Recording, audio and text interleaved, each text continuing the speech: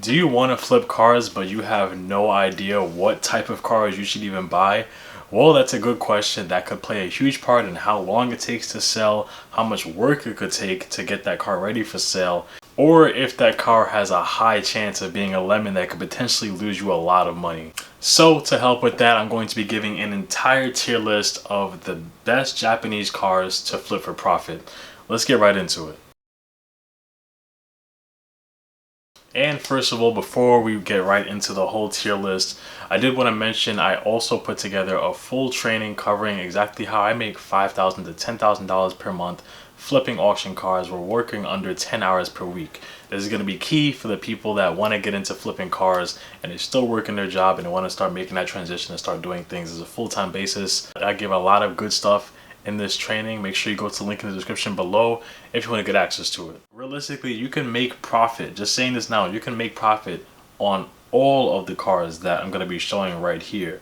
Okay, just making that clear. It's not like, you can't make profit if you're buying the cars for the right price and everything. You can make profit off of literally every car if you're buying it for the right price. But again, as I alluded to in the intro of the video, it's more so talking about how fast the cars can be sold, how much interest is there with the cars, what's the risk level like when you're buying the cars, and how much work could potentially be needed to get the car ready for sale, which does play a big part in things as well.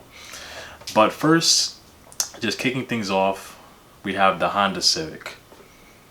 So I would say for the Honda Civic, this has to be like a straight on S tier choice. We're gonna put this right on the top here. Realistically speaking, there's not too much bad that can be said about this car. I mean, the cool thing is that it can be bought anywhere from 1990s era, which could mean it could be like a really cheap car, all the way up until current day, even in the high 2010 and past that. So it can be bought at different price ranges. It's a very reliable car. Always going to be interest there. There's plenty of people that's always going to look for a Honda Civic. And I'm also, by the way, I'm not mentioning just the Honda Civic. There's also the Honda Accord, just kind of bunching them together. But basically in the same bracket there. And yeah, I mean, even if there's high mileage on these cars where it has 200,000 miles or so, there's still going to be that really good interest in these cars. So you're going to be able to sell them really quickly.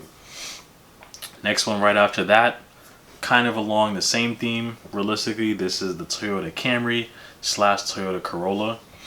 This one I would also have to put it in S tier as well. I'm not going to go too deep into it, but really most of the same things that I just said about the Honda Civic and Honda Accord can be said with this one.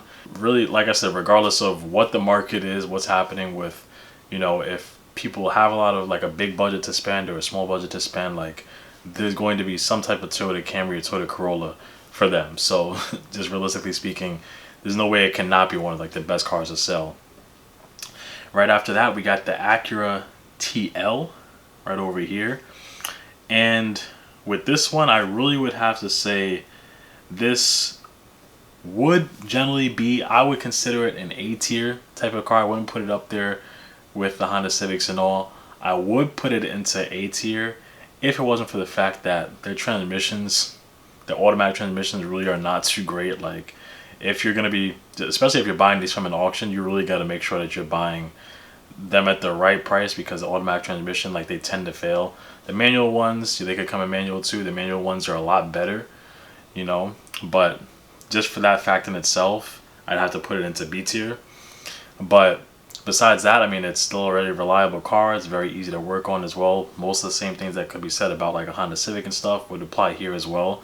And there's always huge interest in these cars too.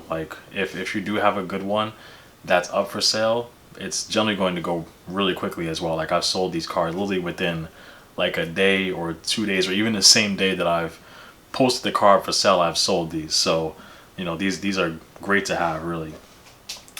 Next one right after that is the Nissan Frontier, and I'd have to just put this right into B tier as well.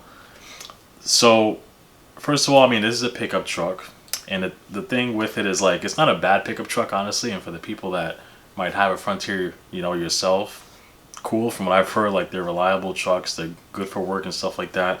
But there's just not as much of an interest in them and a market in them as some other trucks. First of all, that we also might get into a little bit later in the list, but also especially the American trucks like, you know, a Silverado or F-150, stuff like that.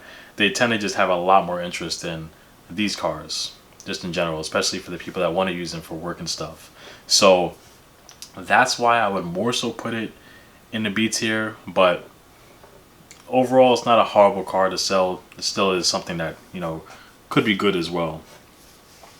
Next one right after that, I'm pretty sure this is a Honda CR-V. And of course with this one, I'd also just have to pop this right into S tier. Really, I would almost put it into a tier above the Honda Civic if possible. But it's basically right in that same category, you know, just because it's most of the same things that could be said about the other stuff. You know, there's always going to be a market around them. I would say there's even more of a market around them nowadays, just because a lot of people just want to have SUVs in general. That's just kind of how it is. It's the market we live in. So for the most case, SUVs generally could just sell a little bit better than sedans nowadays. And I would say even more so if you're in an area like me where there's also like winter. You know, winter is a big thing, snow and stuff like that. So if you can have a car that has like all-wheel drive or four-wheel drive, that's just a huge thing in itself. So boom, we're just gonna pop that into S tier. The Infiniti, that's the next thing right here. The Infiniti, this, I mean, it really could be a lot of different types of Infiniti G sedans. I would just kind of classify them as that. But it could be like a G35, a G37. Could technically also be like a Infiniti. They're around the same type of thing as well, like an Infiniti Q50 or Q40. Well, Infiniti Q50 would generally just be a lot more expensive than, like, let's say, you know, a G37 or G35 or something like that, where these cars can go for pretty cheap. But I would really put this into A tier. I would say, you know, overall they're just a good set of cars. Like, they're reliable. I've had one myself, so yes, I might be a little biased for it, yes, but they're reliable cars regardless if you get them in an automatic or a transmission. You know, they're still reliable. I would say if you get a manual one, well, first of all, you're probably gonna be spending a little bit more if you get like a manual version of one of these cars, just because there's like the sports car type of buyers that are into them as well.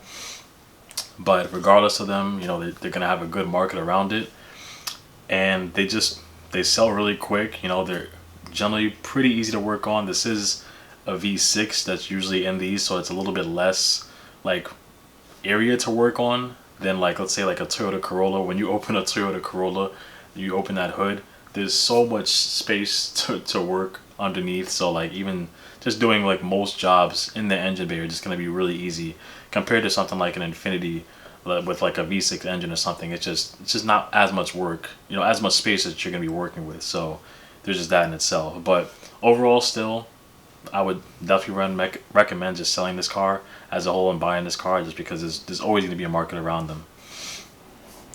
Next one right after that is the Lexus, and I have the IS 350 right here, or basically like an IS model.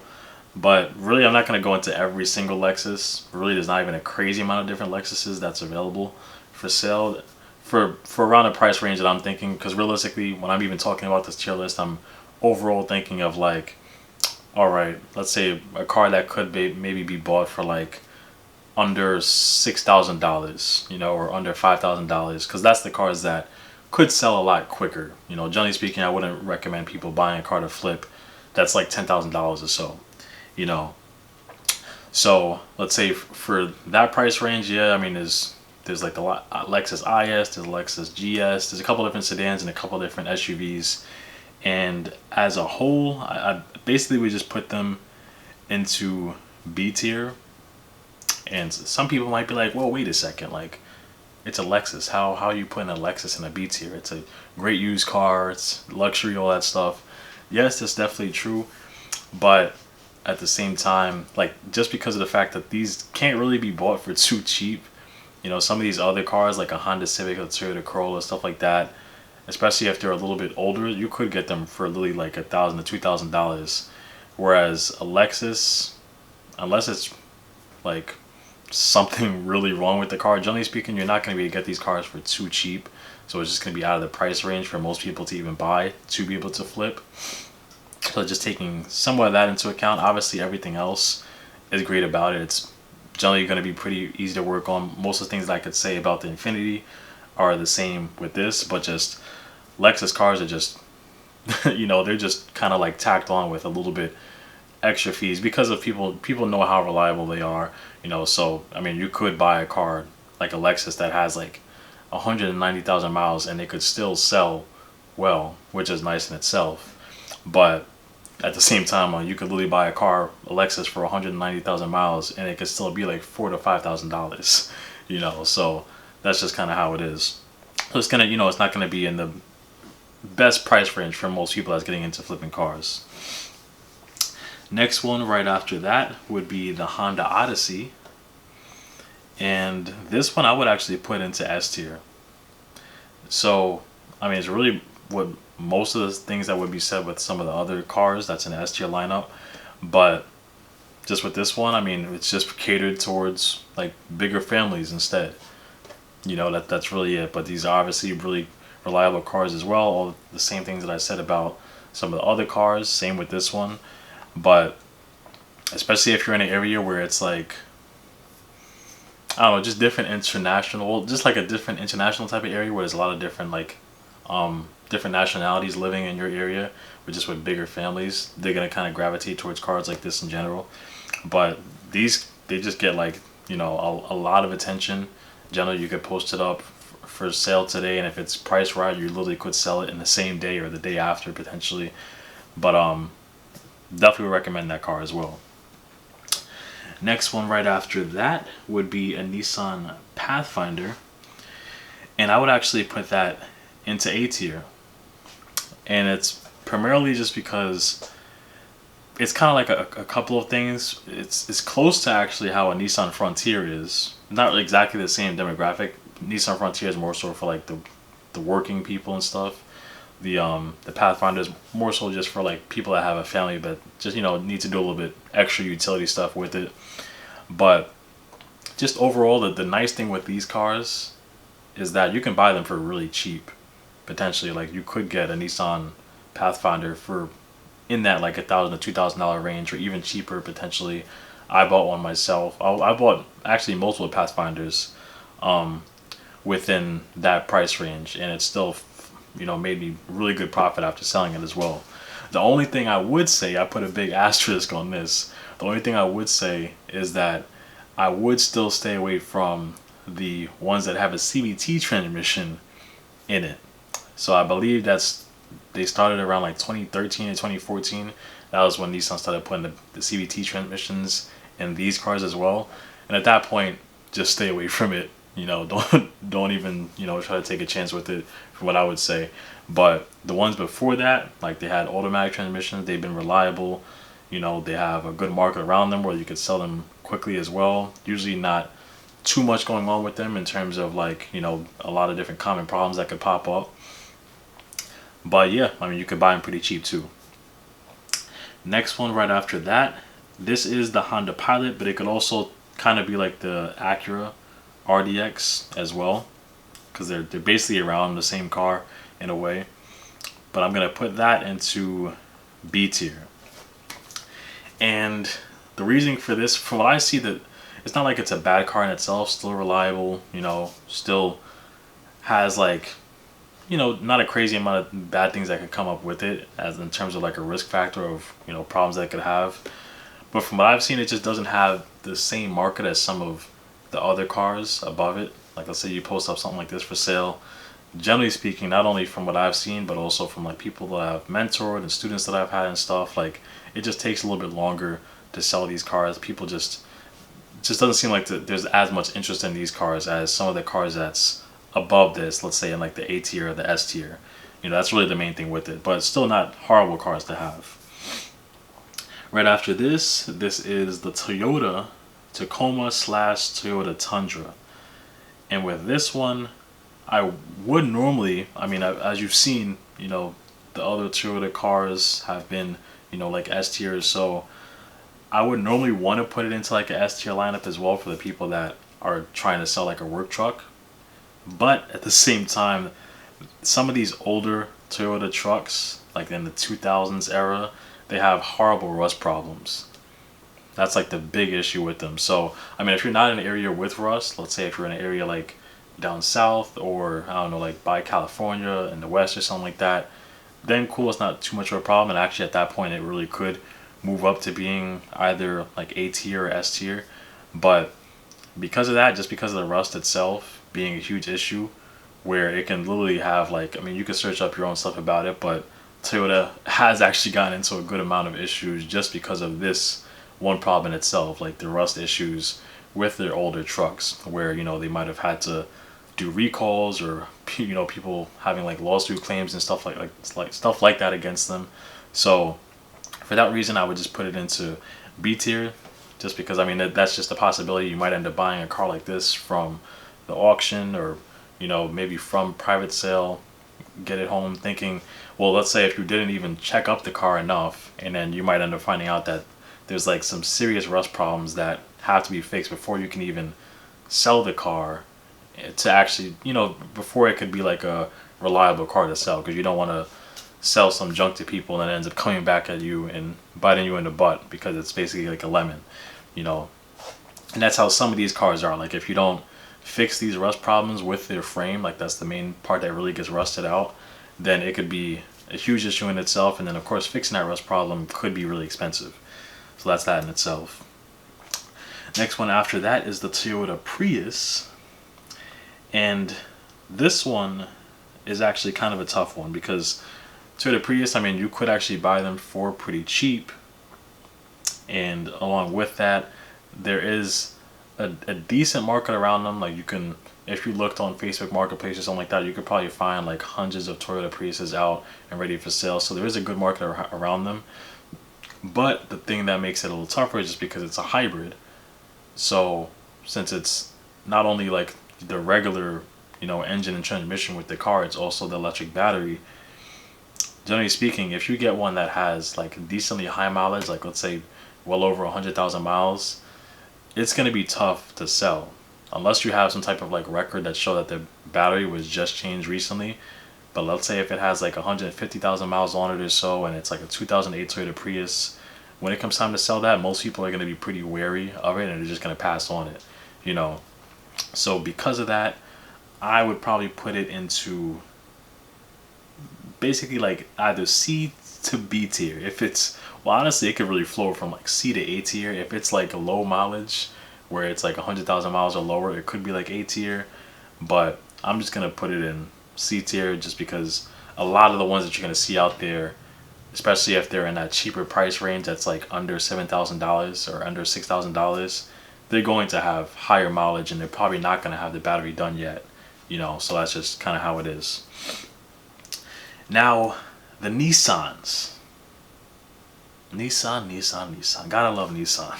And by the way, this is the Nissan Rogue that's highlighted right here, but this is also going to be really any Nissan that has a CVT transmission. So that could be this Nissan Rogue, it could be a Nissan Murano, the Nissan Altimas, Sentras, like they literally stuck that same CVT in everything. So these cars, I would put this way at the bottom. This is basically the only car that I would drop right in the D tier, or maybe I should even have like an F tier just for these cars alone. But, and honestly, I was even thinking about that too, like if I should have an F tier just for this car by itself.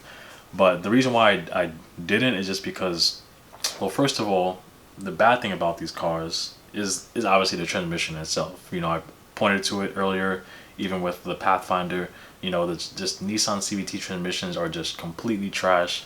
I even took a bit of a gamble with one recently that I got through the auction. I ended up getting my money back for the car after I found out that the transmission was bad.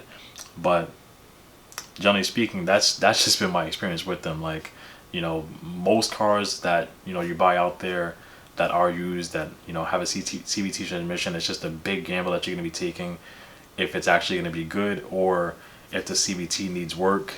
And if it does need work, like it's a huge bill that Nissan will charge to get it fixed. Like we're not talking about $1,000 to $2,000. Like they'll charge like $5,000 or so sometimes to get the thing fixed, especially if it's like a newer model. So, and it's just a really high rating of that being the case. Like even if you look at auctions, a lot of times if you see a Nissan with a CVT transmission at the auction, most of them are gonna be marked with the transmission issues right from the start. So that's just kind of how it is. The one good thing I will say about it, which would kind of like take it away from being an F tier car, from that's just like a really high rate of it being like a completely bad buy, is just because if you do get a good one, it actually sells really easily. Like these cars actually do, like they have a big market around them. Like I guess people that's out there that are buying these cars, they don't really know too much about the fact that CVTs are a really bad transmission and they could blow up on you at any time. But they have a good market around them, and you could actually buy them for pretty cheap too, like Nissan Altimas, Nissan Sentras. You can buy them for like $1,000 or so and potentially sell them for good profit if you got a good one, and you could sell it for pretty quick as well. So that's why it's not a horrible car to buy and sell, but I would say it doesn't get too much worse than that in terms of just like the risk that you're taking if you're going to be buying that car. And I would say honestly, if you're buying it to flip, if you do have a good example of one, I would try to buy it and flip it as quick as possible.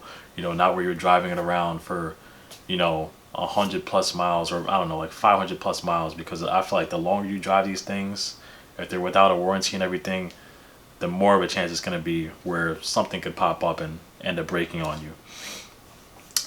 But now for the next one right after that, we have the Toyota Sienna. This one I would put into A tier. This is like very close to really what a Honda Odyssey would be. Just from what I've seen, there's just a little bit more of a market around the Honda Odyssey than the Toyota Sienna. I mean, basically everything else follows the same in terms of like how reliable they are, the fact that you can buy them with a lot of miles on them and they're still, going to be a good amount of interest around them. They're not too hard to work on, stuff like that. But I would just say, yeah, with the Honda Odyssey, there's just a little bit more interest around them, and basically all these cars that's in the S tier, if you post it up for sale, you really don't even have to boost the listing or anything like that. You don't have to, be paying, extra amount to show more people. Like if it's priced right, it can still sell within a day or so, if there's a decent amount of people around you. So, but with the Toyota Sienna, yes, that could happen. Not to say that it can't. Yes, of course you still could sell it, fast as well if it's priced right and it's looking good and everything as well. But I would just say the Honda Odyssey just is a little bit better overall. Then as the last thing, we have the Toyota RAV4. And with this one, I basically just put it right into the S tier as well. Basically all the same stuff that I said about the Honda CR-V falls in line here with the Toyota RAV4. I would just say technically the CR-V might be a little bit better of a flip car, just because of the fact that it could go for like a little bit cheaper of a price. Like Toyotas in general, they're just generally going to be priced a little bit higher than Honda cars, so that's just that in itself. But regardless, it's the same thing, especially if you're in an area, again, like me, where you're in like a snow type of area, something like that. These cars are going to sell pretty quick. People love to have that all-wheel drive, and especially the families and stuff like that that's out there, they're going to love cars like this. But that's my main tier list right there. These are obviously not all the cars that are Japanese cars that are available. There could be a lot more, but obviously if I was going through all of the cars that are Japanese cars that you could sell, I'd be here all day. So we're not going to do that. But I mean, if you do feel like, my tier list is right, let me know in the comments below. If you think it's wrong, let me know in the comments below. Either way, this is just my opinions and just some of the data that I've gathered, not only from cars that I've flipped, but also students that I've had that's around the country as well. But on that point, make sure you check out the training that I mentioned before on how to flip auction cars, and I'll see you in the next one. Peace.